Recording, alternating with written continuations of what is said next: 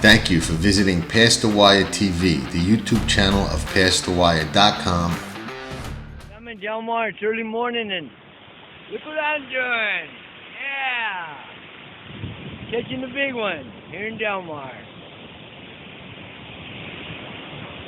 With certain things are off limits.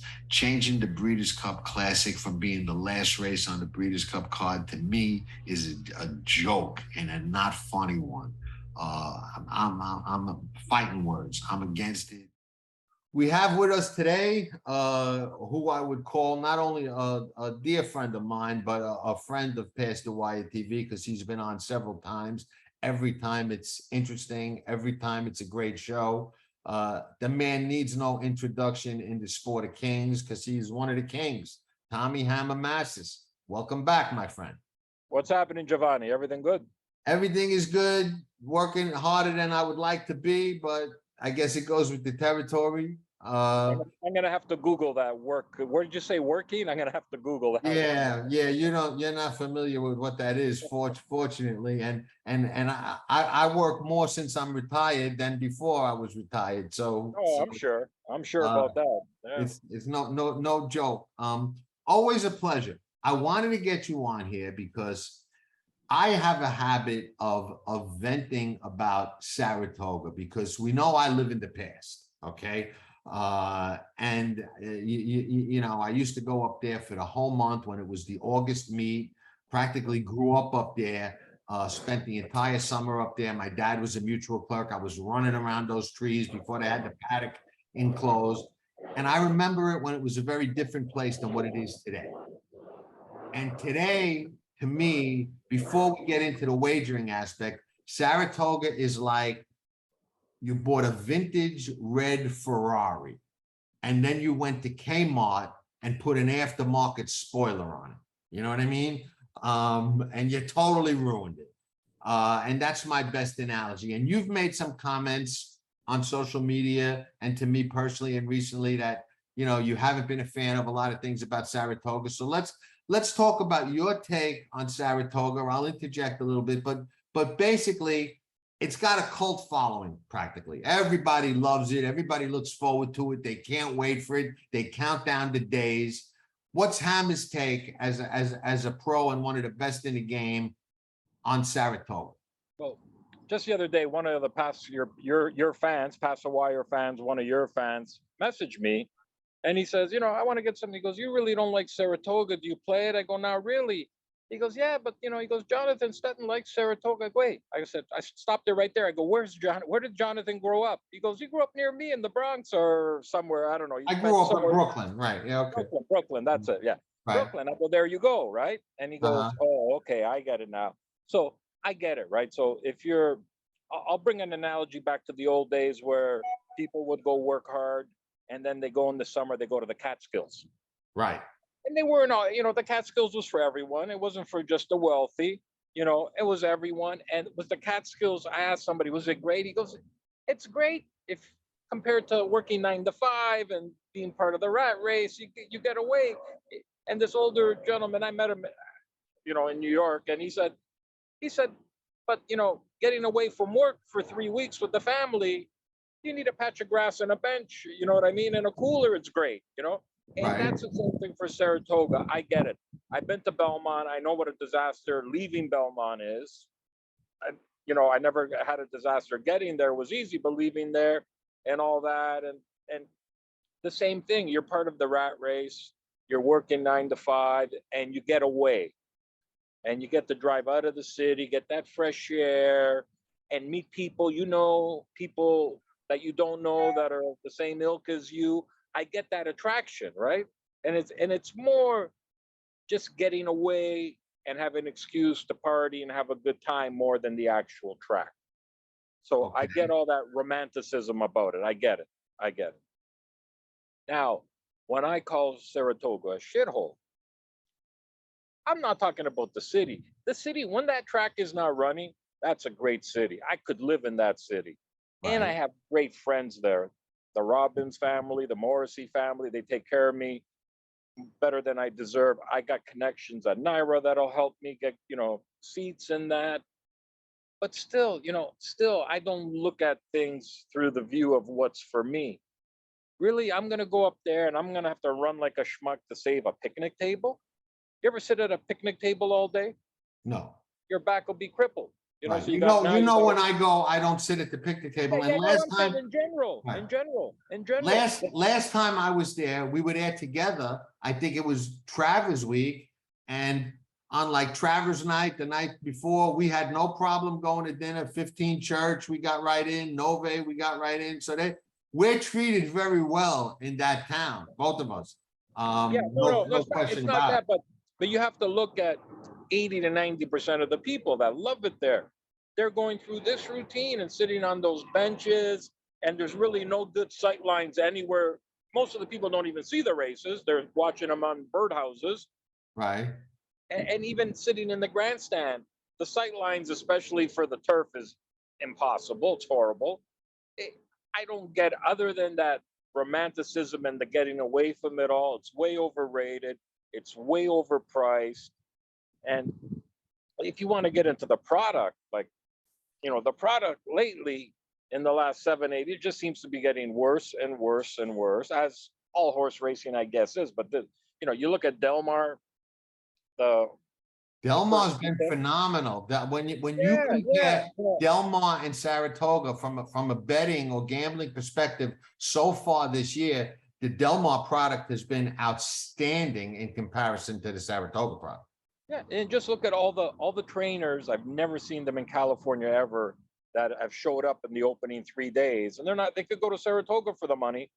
They're all flying over there. They're giving them incentives. They're just not resting on their laurels, and they shouldn't. With Santa Anita's got short fields, so a lot of other tracks. But comparing the two, you go to Del Mar, you're not going to have to mess with weather. It's a much more beautiful update. It's not a new facility for sure, but it's a lot nicer. I'm not going to talk about certain new spots that they built at Saratoga, that those seats get sold out 8 months ago. You got to have some pull. It's not for the 90% of the people, at least. Right. There's some good, but Del Mar has so many great.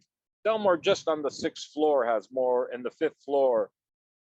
Just those 2 floors have more than the whole of Saratoga has as quality viewing places, and that's the 5th and 6th floor. So. Let me ask you this, Hammer. Do you think that part of the reason, or a big part of the reason that the Saratoga betting product has deteriorated is because they keep stretching out and elongating the meet and making it longer and longer and longer, and that's causing a watered down quality of racing compared to I think it's more okay. So it is Saratoga, and I know a lot of horsemen really want to run there, like Keeneland, like Del Mar. It's something special. I get it. But that's not enough these days to fill up the box, right? And especially in dirt races, you really got to be proactive, because dirt racing, I would guess the national average is 7 to 8 horses a race in dirt racing. So, it's like we're Saratoga and we rest on our laurels. But I see it, this year, Gulfstream trainers. I know they're hooked up with Santa Anita, but this is Del Mar. I've never seen them move from Florida. They're at Del Mar, Roberto Diodoro. I just keep seeing, it's only been 3 days and I'm seeing these guys shipping multiple horses to go race there. And if you look at Del Mar's field size, wow. And another thing too, Del Mar, like I said, it's not going to rain at Del Mar, really. Right. Saratoga, the weather has always been a major factor and a major, deterrent. You kind of deal with it and accept it. A dry day at Saratoga is a small favor. Right. Because it comes out of the blue there, and when it rains there, it doesn't drip drop. It really comes down. No, it does. It does. Run for cover. You're sitting, guys are in the picnic areas, all sitting under trees. Yeah, one of my biggest pet peeves as a bettor, and I don't know how you feel about this, but is, when I invest in a pick 6 or a pick 5 or a pick 4, and after the first race starts, and they take races off the grass, or you get a thunderstorm that was unexpected, and now you've got horses that you bet on a fast track, on a sloppy track, or maybe they scratch a favorite, or scratch a horse you had that you were betting against a favorite. Now you're stuck with a favorite you wanted to bet against. To me, that's just a terrible investment. You know, I like to take my bets seriously. And when that happens, it's a disaster to me. And at Saratoga, that's a possibility almost all the time. Yeah, no matter where I am, if I think it's going to rain, right, or it has been raining and it's still on the turf going into the pick 5 or pick 6, I just don't play. Not for any other reason. I just don't want to get aggravated. It might put me off for a day, 2 days. I don't need to get aggravated over stupidity because they don't know what they're doing. To me, as far as I'm concerned, you see it's got a good chance of rain. Just be right and take them off the turf. Right. I agree. And I'm against, I mean, I don't know that I have a better solution. Well, you know, I not got to a get solution. but I got a solution. I hate, well, what I was going to say is I hate the rule where they give you the favorite when your horse scratches. I hate that. Yeah, well, I just read something briefly either last night or this morning about I'm not sure if it's just Del Mar or if it's the California Wagering Board. They've implemented the alternate, Alternate, yes. and now they're pushing their partners ADWs to put that on their websites. Well, that's been around for at least 40 years ago. The trots in Toronto used to have a pick 7, they called it a sweep 7 or a sweep 8, and you had to bet it on those computer cards. Right. And you go up to the mutual clerk and he would put it in. They have these little boxes beside him. And I saw him out in California a while ago, pre-COVID. And this is like 40 years ago, 30, and they had an alternate on the side 40 Right. years ago. So it's not like they have to develop technology or whatever. They just 100%. have to give a shit. You know what I mean? Right. They got to care about the better 100%. And I'll tell you something else that you might not know, because you know, you were not a hardcore Naira guy back then. But about 20 years ago at Naira, when they had the $2 pick 6 before everything changed, and I was really into betting the pick 6s, they had an option where if you bet it on the card, okay, on those little betting cards at the track, there was a box for an alternate that you could put it in an alternate, and then they did away with it. So they were even doing that at Naira 20 years ago, and they just for whatever reason did away with it. Hey, nice watch, Johnny. Thank you, Hammer. I would expect you to. Let me see it again. Let me see it again. Oh, what did you hit? Hit a pick 6? A $4 pick 6? I would expect that not to get by you, Hammer. Most people wouldn't catch that, but I figured you would. Thank you. I used to wear expensive watches and necklaces, right? But I had this recurring dream that I was shackled and hung in a different life. So I'm kind of right. Listen, nowadays you got to be careful with that kind of stuff. You never know. We live in a crazy world. That's a nice score. A crackhead could live a few months off of that. Probably a lifetime. But you know, getting back to Saratoga, you know, it used to be, and it still is to some extent, because I'm so reluctant to change, and I'm such a stickler for certain things. I'm just so used to the meat. But it used to be a meat of phenomenal wagering opportunities for me, because you have so much recreational money in the pool, and you know, just the summertime players and stuff like that. But now, between all the sharks, all the CAWs, and just the diluted product and everything else, you know, the short fields, it's just really become a challenge to find the kind of plays I like to go after there. Do you bet a lot of Saratoga or no? I made one bet the whole meet, and that's about it. If there was a double carryover in the pick 6, right? I'll give them credit. I like the dollar pick 6, but I don't follow them to really get into it. A double carryover, and then I'm 40% chance to play. Right. You know, what I don't understand, they changed the takeout from, what is it, 15% on a no carryover day to 24% on a carryover day. That makes no sense to me. But they've had that for a long time, John. But it makes no sense to me, Hammer. That gets back to what you said about caring. You know what it is? It's akin to scalpers and concerts and sporting events, it's like the house is saying, well, there's extra money to be made. Let's just, you know, and like I'm talking about value for the play. Well, why don't we should grab an extra piece of that. Right. It's craziness and insanity, and that's why I say I might play on a 2-day carryover. I'd really like to see how much, because these days with a 1-day carryover, you're not really getting no value. Right. You know, you might get rid of the takeout, which is great, but you're not, you know, and sometimes it's just, you're still paying some takeout. It's all right if you're playing that track every day, it's one thing, but for me to just say, hey, there's extra money here and jump in, it's got to be really well for that to be the reason to drive me over. You know, I'll tell you know, just talking about certain things the industry lacks at all levels. If you look at tomorrow's card, the first race is a 7-horse jump race, right? Right. So they moved the pick 5 to the second race. Right. So they're telling you don't bet that race. Is there Right. anything wrong with having 2 pick 5s No, or a pick 4, then a pick 5, no, something? But when you're on track handicapper, a guy that's been there for 15 years at least, Andy Surley, probably, he yeah. won't pick those races. He won't make selections. Like, well, what's going on here? Is it that hard? Is it that hard to make a selection on horses you've never seen? You know, even if you're using sheets, whatever, but is it really that hard to have, you know, to look at a 7-horse jump and not have opinion? You know, you can say, listen, I looked at it. I'm not a jump horse, you know, I'm not a hurdle specialist, but I think the 2 for this, you know, like you're really telling people to don't have it. Don't even wager on it. Let them run it at 9 in the morning. Maybe you'll Right. sell bacon and eggs to watch the hurdles that people like. Right. And then you know, it gets worse. Now we'll talk about different pumps. Race 2. You got a horse that's been claimed, the one horse, I think, it's Linda Rice, been claimed 32 times in a row. And last time when it almost sets, you know, a lifetime buyer, right? I think the horse has an 89 lifetime buyer, sets an 88. The horse runs off the TV screen, it gets voided, the 32,000 claim. Now Linda Rice comes back for 40.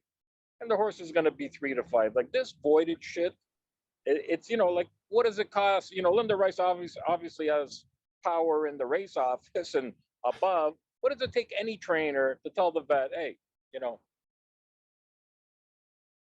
void my horse? You know, we go back, right? And we Yeah. can bet him he's going to air, and we can. It's good information. Right. You imagine, you know, the horse is like going into tomorrow. You know, there's nothing wrong with the horse. Maybe there is. Now, if there is something wrong with the horse, well, why don't they have the technology? Why don't they pay for the technology to find out before the race, not after the race? I agree. Because you know what they do? These horses can't walk after a race. They give them time. Now they're only a little bit lame, a little more, and then they tap this, freeze that. I'm not a vet, do whatever. And the horses run off the TV screen, and they can rinse and repeat. She waited the 30 days. I'm assuming it's a 30-day rule because she's running in 31 days. Right. You know what I mean? And it's such crap. And then the other Linda Rice crap, she has another one in there. Lately, she's been running both of them more than not, but it's just to make the race go. And so, you know, there's 7 horses. Linda Rice scratches. There's 6 horses.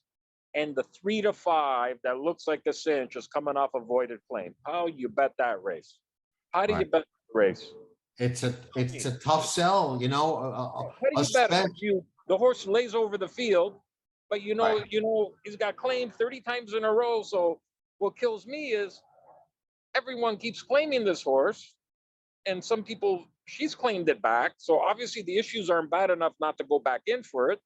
And all of a sudden it gets voided. It just smells so bad, and it makes the race unbettable. So now you got 2 races that you can't bet.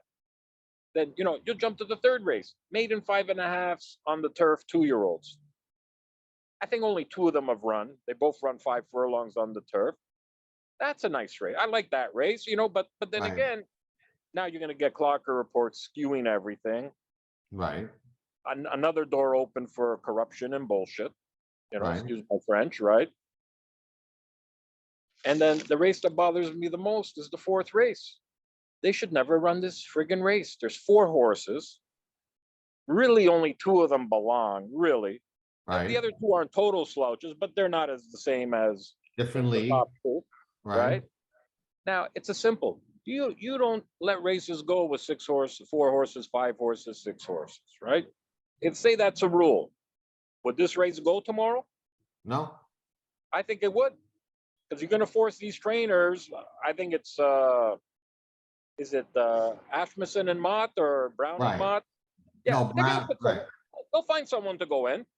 Oh, right. Oh, I get it, what you're Yeah, saying. you Yeah, know, no, if no, they force them you to, know what I'm saying? right. No, Right, right. I get it. Yeah, no, They'll put I someone to understand what you're go saying. in. I Like I don't know misunderstood. how these guys work. Like there you'll see at Woodbine, my home track, you'll see a 6 horse field go, and then the next day a similar 6 horse field goes.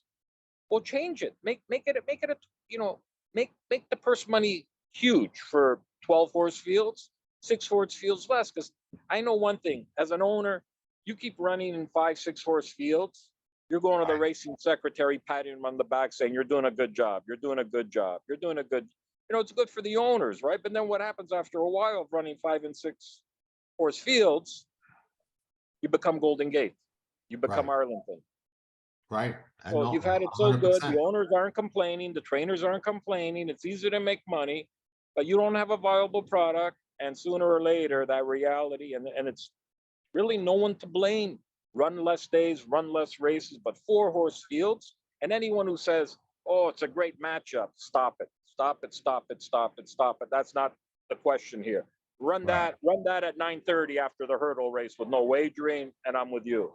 Right. No, I get it. Now, let me ask you this, because this is something that I felt for a long time. And I think that most bettors, um, you and I are different animals when it comes to things like this, for different reasons, but we're different animals. I think most bettors consistently prove, okay, consistently, and you could go on social media or on Twitter with the horse racing crowd and on Facebook with the horse racing crowd, and even go to the track or go to Saratoga, and you'll find that racing management banks on the average bettor, and the majority bettor will just bet on anything we put in front of them and bet on any product we put out there. And I think that most bettors, present company excluded, prove them right.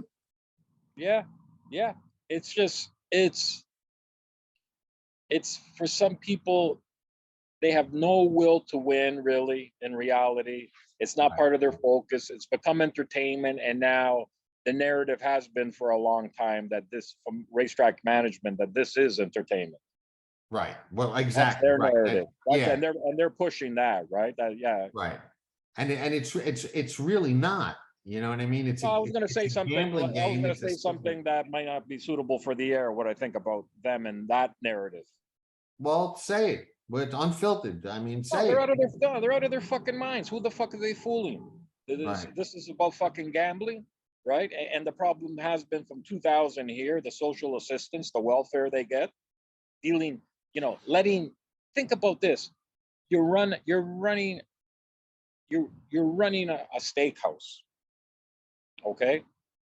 And you rent the basement or the upstairs to another steakhouse, right? And this steakhouse gets to give their customers a rewards program. You don't. Right. You know what I mean? And you're letting like the Trojan horse into your business for welfare. And what happened here in Canada? They were partners, and overnight, like in a flash, the purses went up 40%.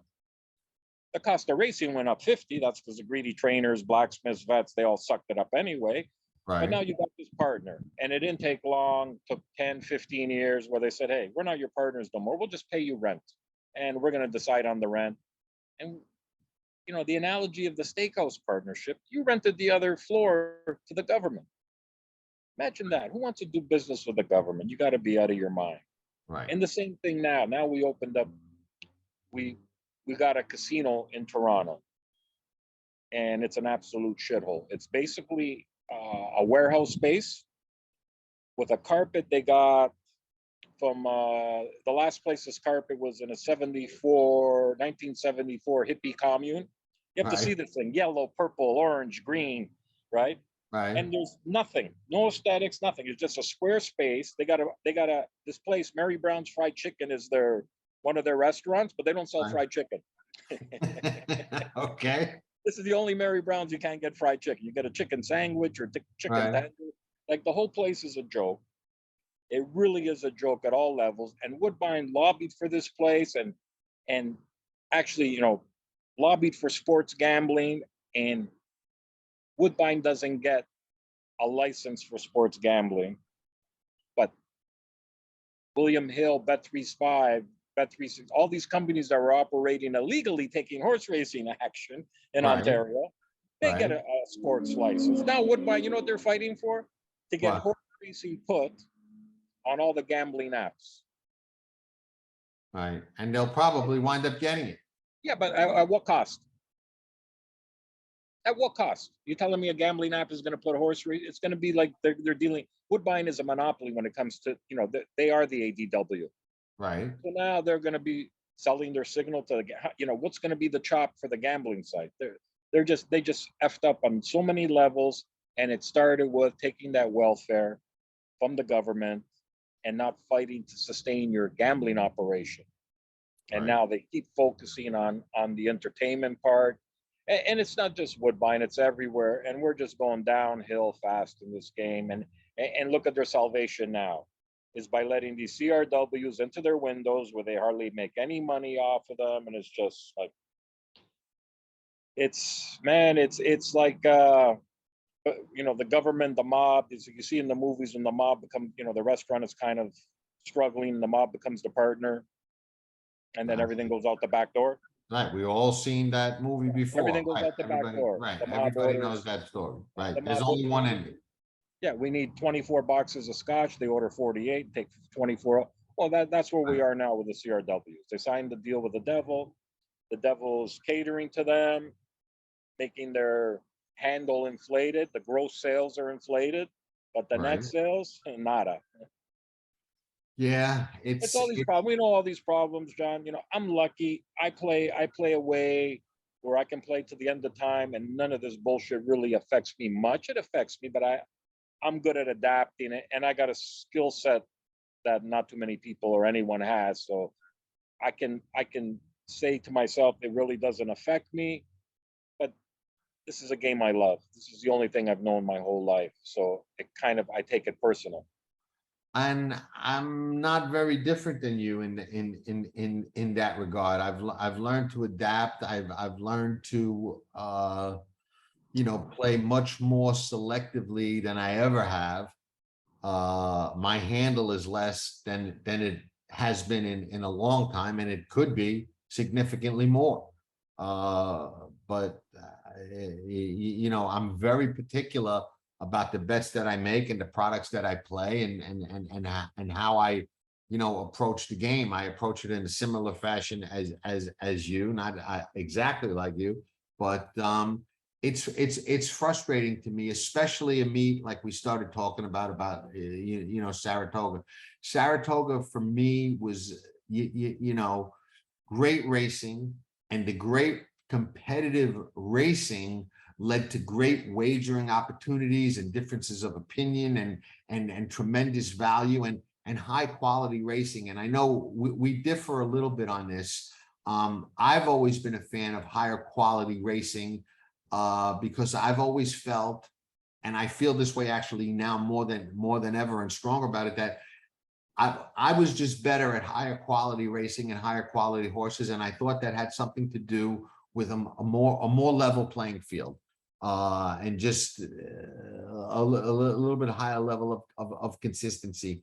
And Saratoga, with the whole summer long meet and the kind of races they card, and they have to fill the cards, it's just such a watered down product to me, and I can get that whole argument, like you said, the 4-horse field, you'll see, a great race between, 2 horses in a 4-horse field, and it's a sporting event. But I agree with you where you say it's not a gambling product. It's very tough to create value and find worthwhile wagers in that type of situation, and it frustrates me because I love Saratoga and the feel and vibe of it as much as everybody, but I think that even is changing. I think it's now a different type of vibe than it used to be, a different type of feel. When I walk in there now, it's a different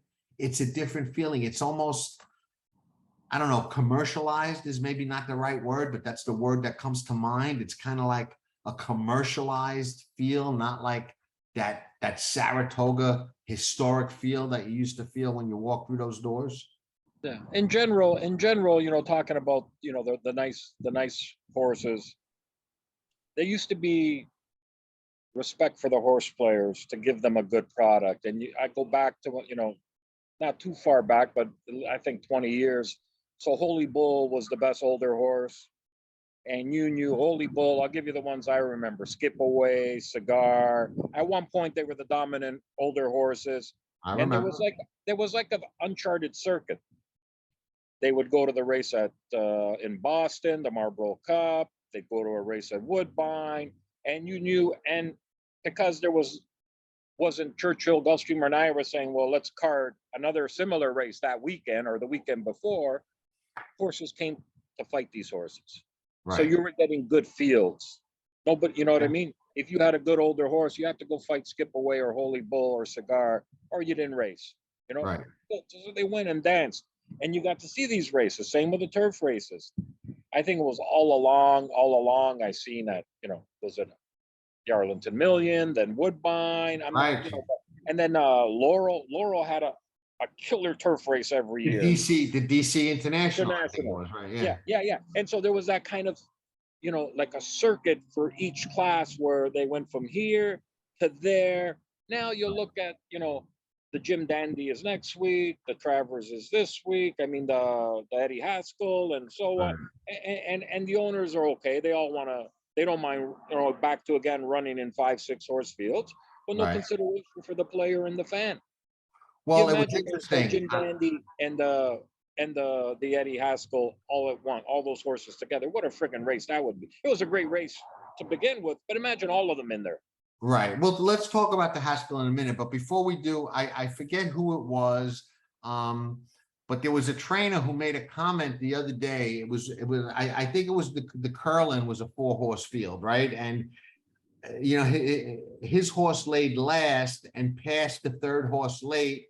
And afterwards, he commented that he was happy to get the black type. And theoretically, technically, he's got black type. And 5-10 years from now, nobody's going to be thinking about, well, that was a 4-horse field and he ran 4th, and then he was laying 4th and he passed the 3rd horse, to get that graded placing, and he was happy to do that. So that's what you're up against. That's what you have. Yeah, knuckleheads. Knuckleheads. That's a knucklehead. Because we had a guy in Toronto that claimed his 40 claimer and started running at 100 to 1, and finally he got his 3rd. You know what I mean? Right.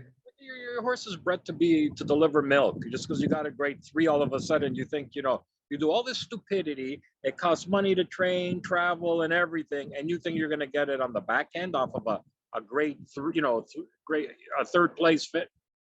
Whatever. It's stupidity. It's like the knucklehead that enters the 5 claimer in a 4-horse field to make the race go because it's going to get 5th place money. Right. Yeah. There's more to that too. People don't realize, the racing officers can put a lot of pressure on people to make races go. There's stall allocations and all kinds of ways they can pressure you to make races go. And yeah, but you know what? That's the responsibility of the big trainers. Like at Del Mar, I'm sure Bob Baffert, John Sadler, Peter Miller, I'm giving these names, they're probably not crazy or running at Los Al, but they filled those boxes and they did their job. They did their job. If they ever called the favor into the race office, well, they paid it back at Los Al. Right. Now, maybe some of these races needed, horses needed races, right? No matter where, but I saw more of their horses than I expected there. So when you're that trainer, that big trainer, and you're always asking for favors, well, you better fill races. And I had a trainer, Norm McKnight, that was winning a lot of races and really didn't get favors, right? But when he was asked to fill races, he filled races. You know what I mean? He saw the bigger picture, and you know, good on him, and good on those guys who did it a lot. Whether they did it or not, it looks like they were running more than I thought they were, and you kind of have to in a way, you know. Right. But then again, I hate those. I had a discussion on Twitter today where, for me, 4, 5, 6 horse races shouldn't be allowed to go. They shouldn't be allowed to go. 7 horses minimum, and tough cookies. Get somebody to go, put another horse in. And the thing I hate, and Linda Rice is famous for this one, adding 2 horses. A lot of people do it, but put a second horse in to make the race go and then scratch. There should be a special rule for that. If you scratch, it's one thing, 14 days, I think, here. But if you put a second horse in to make the race go, that horse, I don't know, there should be a severe penalty. Severe penalty, because you're cheating your fellow trainers and owners, and then you're cheating the public with a 4-horse race. What'd you think of the Haskell? Let's talk a little bit about that. What was your take on it? What's your take on the 3-year-olds? Who looks good to you? Who looks like a pretender? Yeah, so I have a rule. I don't like to bet other tracks, right? Right. But I like Mage in the Derby. I also bet Go Rocket Go in the future. Right. Just because of pricing. Just because of pricing. I was watching that horse at California, and I know the way McAnally works. You know what I mean? Mandela. Sorry, yeah, Mandela. Ooh, what a bad mistake, because I'm a huge Mandela fan, and McAnally. Could happen. Could happen to anybody. Yeah. So he had another horse that just win this week at Del Mar called Ruby Nell. Right. And Ruby Nell, first time out, was 5.5 or 6 on the turf at Santa Anita, and was the talk of the town, working up a storm. All the clockers loved them. And this horse got out slow, ran into horses, and it was a blur and showed talent. Then what does he do? I'm not sure if he goes to the dirt a couple times. I'm not sure if it was a sprint and a long race, but he goes on the dirt. I'm going, why is he going on the dirt? The horse was average. Then he goes on the turf and wins, breaks its maiden like a champ, comes back and just dusts a salty non-winners of 1. And that's Mandela, you know. So a horse like Go Rocket Ride, when I saw him pop first time out like that, that caught my eye right away. I go, this is something. The horse was off. Betting the race, yeah, I could have. My friends that I talked to were saying, did you have the exactor? Did you bet on that? I didn't bet on nothing. That's not my track, because first of all, I don't like betting single race bets. Right. And then what am I going to put around them? I'm going to look at 3 or 4 other Monmouth races. So I enjoyed the race. I was cheering, no doubt, for Mage. Right. And I also knew, I know that Jorge Delgado and Gustavo, the uncle, don't get along. I heard that from a good source. But having said that, Gustavo's son is Jorge's cousin, and he's car trainer. So the way I think, I just knew that horse was going to go chase Baffert. You know, it's my opinion only, and most likely it's coincidence, right? But I had that feeling. So even though I like 2 horses in there, and I don't like the Baffert because I know he's going to get run into, I still don't bet. I got to stick and do what I want. I enjoyed the race. I enjoyed watching that race. I really did. It didn't bother me that, you know, $25 winner and a nice exactor. That don't bother me. I'm not playing, you know. But I enjoyed it. And I think right now, if you were going to go and vote for the 3-year-old of the year, it's Mage. I got to agree with you. I think you can argue with me that Go Rocket Ride is better or Forte is better, but on what they've done so far, Mage has got the nod for a 3-year-old champ, right? It's his to lose. Right. And I think he's in as good a position as any of them to go forward off that race at Monmouth. I mean, he was off a little bit of a break. That race wasn't the goal. I think the Travers is the goal. So, I mean, he ran to me like a horse that was going to go forward off that race. And you know, I expected. I think they would. Ramiro and the barn would like to take those words back. Because it you know, it's gonna, sure, the second start off a little layoff, the horse is gonna run better, but I'm pretty sure they wish they didn't use the word prep, because that horse Yeah. ran huge. It was for big money. They wanted to win no matter what No anyone. question. Yeah, No question. 100%. He was ready to roll. He rolled first time out. You know what I mean? So Yeah, no doubt. No doubt. that prep word was a poor choice of words, and I don't think I know for a fact that's not what they meant. You know what I mean? Yeah. And Yeah. you can't, you can have a horse fully cranked first time out. He still should be better second time out if he has quality and you take care of him and give him time. Right. Yeah. That's what they meant to say, right? Yeah, and there's race fit and there's work fit, you know what I mean? And they're two different things. And horse benefits off a race, it's just And I think that the main reason they announced that schedule, right, is to say, hey, we're going here and there. You want to come in F with us? You know what I mean? This is Right. where we're going. So they're trying to, I think there's two ways to look at it. And they're both opposite opinion. One way is to scare people off. People Right. saying, hey, Mage is going there. We go the other way. Maybe, make Jenna Antonucci go the other way. Probably not even a thought in their mind, but who knows? Or maybe they're saying, hey, come and take us on. We think we're the best. We want to show you. This is Right. where we're at. Yeah, I think that's more likely their mindset. They're coming out first. They're coming out first and saying, this is where we're going. I think Later that's on, more somebody can't say, likely, you ducked us. more likely their mindset. Yeah, I think so too. Ramiro's always been strong on his opinions on his horse. He always thought and obviously knew he has a killer. And I think they still have that opinion. And they're saying, this is where we're going. You want to take the championship? Come and get us. Right.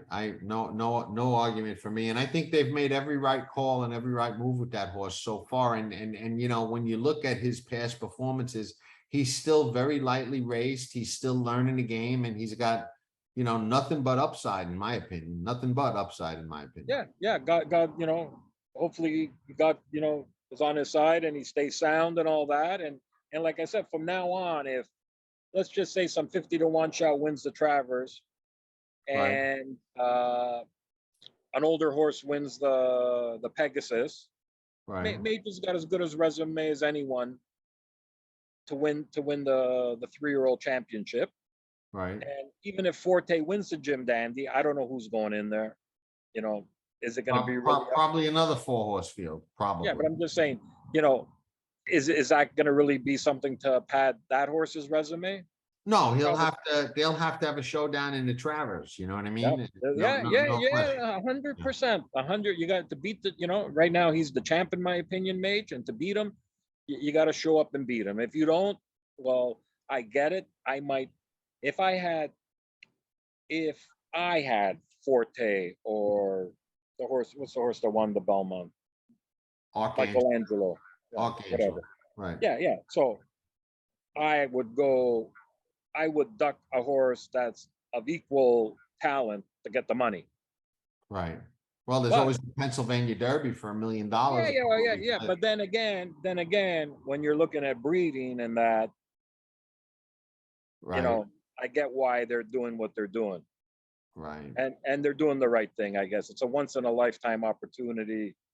Yeah. If you really think you got the goods, you got to go for the gold, and that's all. I agree with that 100%. So at the end of the day, let's wrap up with this, Ham. At the end of the day, is Saratoga still an elite racing meet? Yeah, you know what? I guess so, and not compared to the Saratoga of old, but in this day and age, what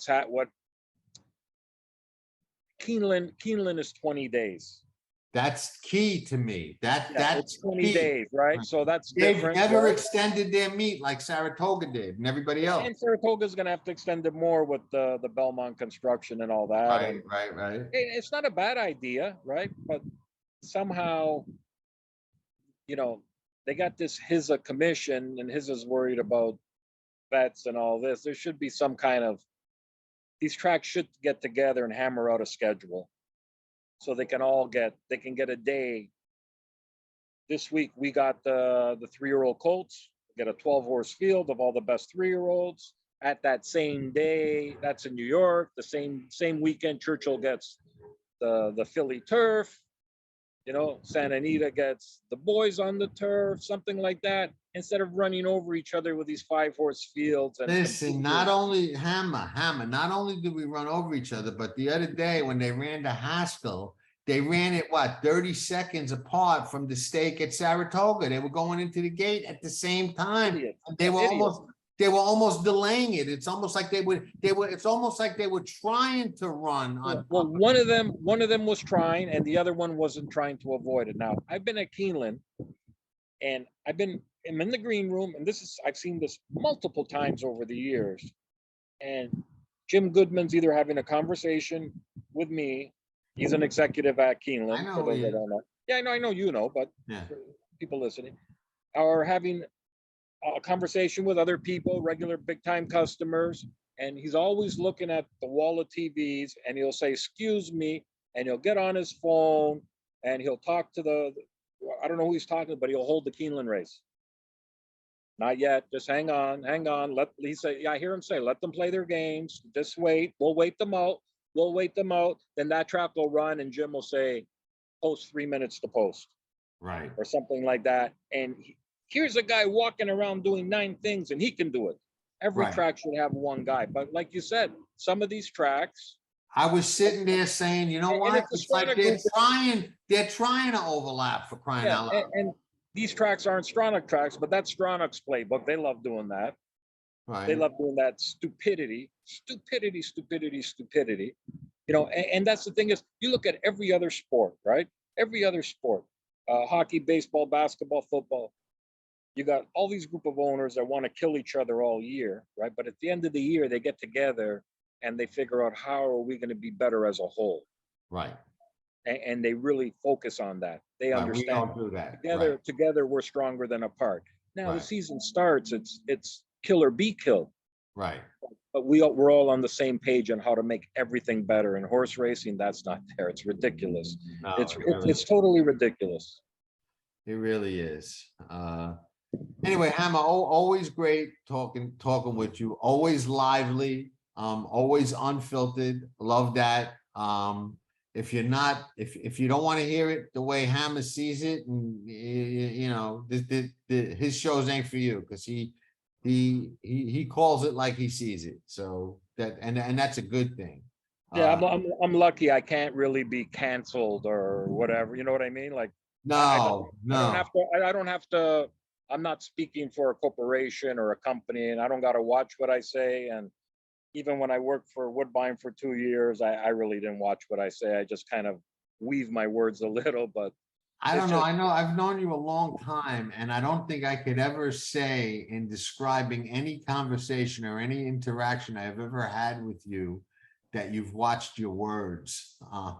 Yeah, well, I was getting paid good money by Woodbine to go on a radio show, and I had to give out picks. So Right. usually I'll give out a pick and say why I like the horse, right? Right. So one day I go, I really like the 4-horse in race 7, and he goes, well, why? I go, I just like them. He goes, well, why? You have to have a reason. I go, okay. The trainer she was insecure. She couldn't lose at the beginning of the season. They put her in security. She couldn't win. Now she's out of security. and I could hear him dying at the other end. Right. They're sorry they asked you. They're sorry they asked you why you liked it. Now you want to know, there, you know what I mean? Right, now you know. And Right. another time, there's another trainer there at Woodbine, and he's about 90, and he's been around for 20 years, wins 2 races a year. All of a sudden, he can't lose. Well, this guy gets drunk, and he goes and tells other trainers, I got this shit in Florida. It doesn't test. Like, he's telling everyone. He's a fool, right? So I can't say that, right? And so all I would say, it says, I'd give a bullshit reason why I like the horse, and I'd say, trained by Hall of Famer in 7 different countries, and give out his name. Right. I posted it that way. So, there's no trainer that's in a Hall of Fame in more than 2 countries, I don't think. Right. And I put it that way. And that's, if it was my show, I would tell the truth, but I'm getting paid and I represent Woodbine. So it's kind of telling the truth in a different way. Right. Like you say, those who know. Right. Those who know. Right. If you don't know, now you know. Yeah. Hammer, again, always a pleasure. I appreciate you coming on and chatting. People love to hear from you. You're one of the elite players out there. You're one of the few guys.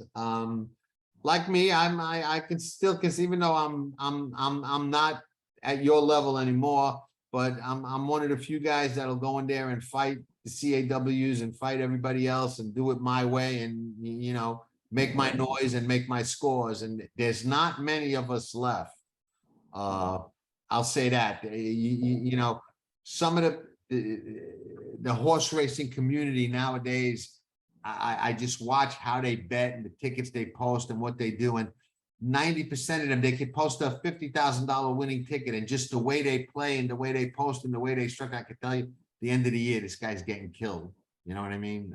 Yeah. God bless him. God bless. It keeps me going, seeing that that's what I'm, you know, dealing with CRWs, but I'm dealing with a bigger field of dopes too.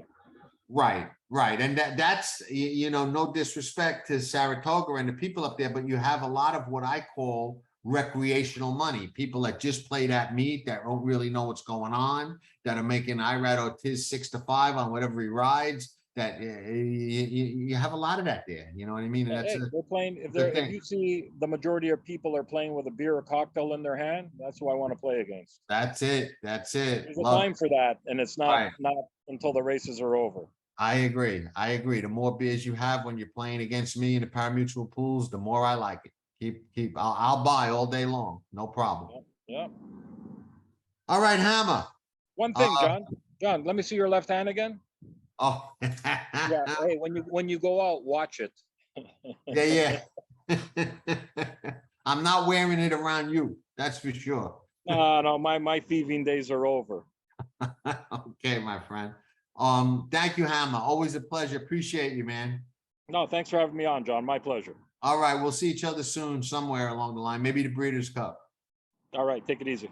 Ciao, ciao. White Beam, to me, is a very intriguing upset possibility. She should be 4, 5, 6 to 1.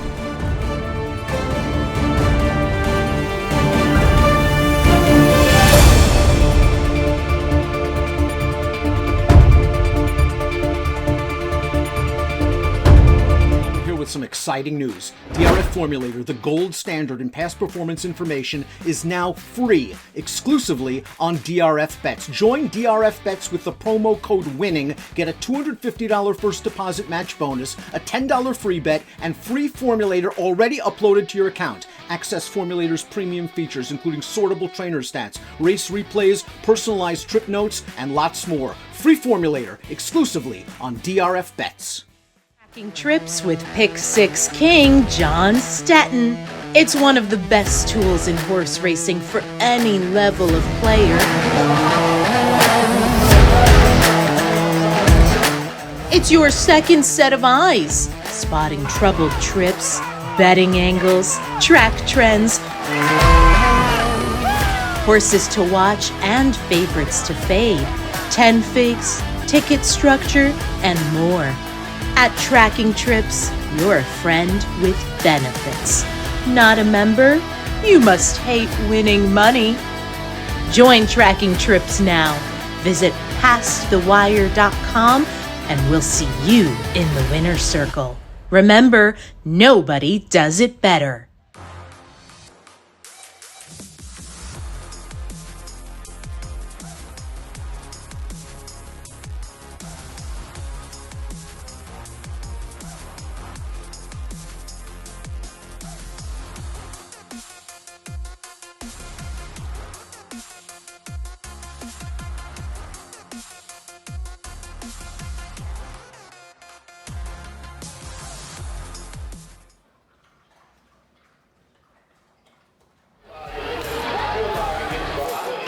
Nobody does it better.